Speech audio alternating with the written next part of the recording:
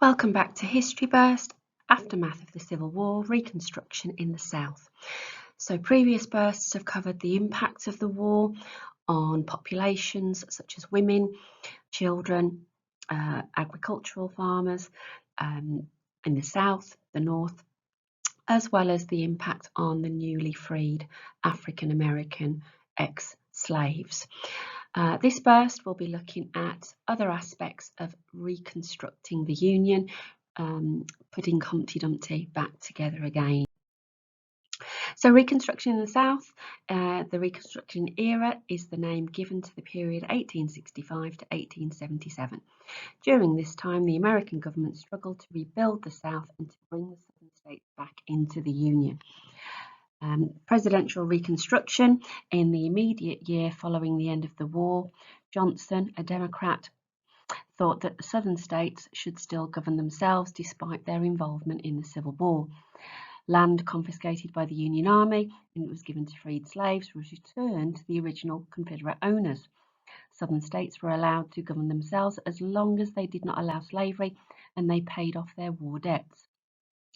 Many southern states used this as an opportunity to pass black codes, which upset many northerners.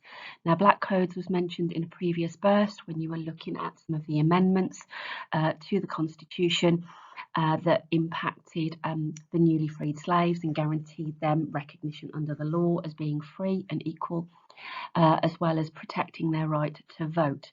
But black codes are a subtle way of denying African Americans their newly enjoyed rights.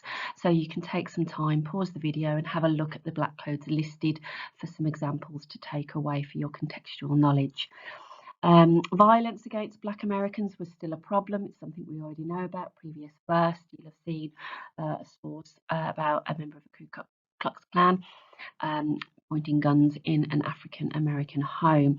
And there you have a quote from a black code in Louisiana. No Negro or freedman shall be permitted, allowed to rent or keep a house within the limits of the town under any circumstances. So it's denying these new civil liberties that were protected under the Constitution in some of these southern states who were unwilling to let go of the old ways, so to speak. Reconstruction continues to develop in the South. We have radical Reconstruction for a period of about 10 years. The Republicans take charge of Reconstruction in Congress, in government, and as you can see in the gold box, they pass numerous Reconstruction acts, again with the intent of bringing the southern states back into the fold, such as placing the South under military rule.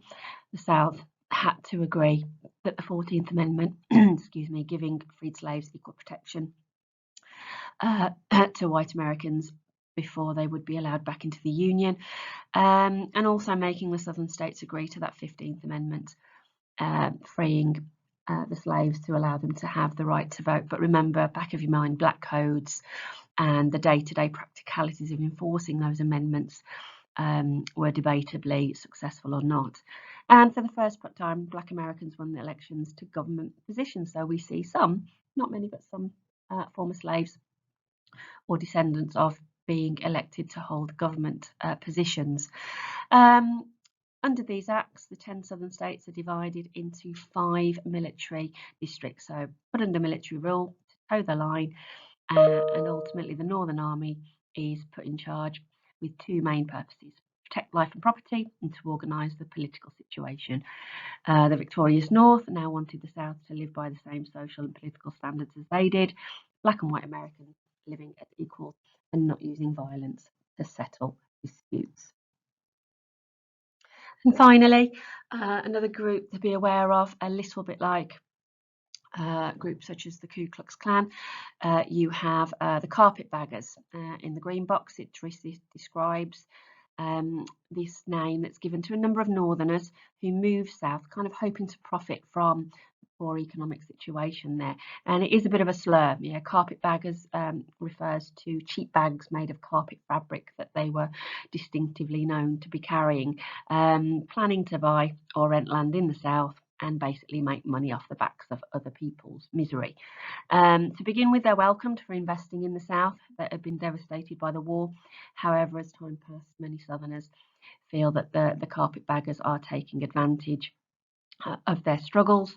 And so they also have that influence in Southern politics, which again builds up resentment towards these group of Northerners who are seen as just profiteering.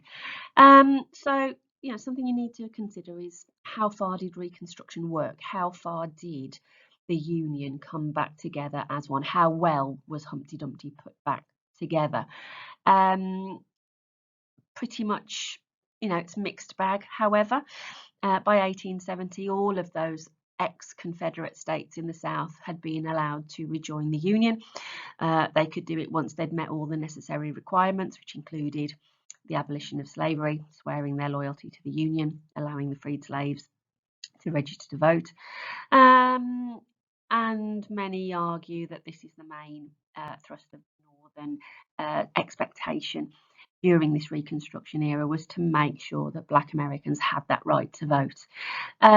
Subsequently, the end of military rule in the South kind of occurs mid-1870s, where President Hayes agrees that once again, any of the Northern soldiers that were remaining in the South under that military occupation of the 5 districts are withdrawn, and Reconstruction era comes to a close.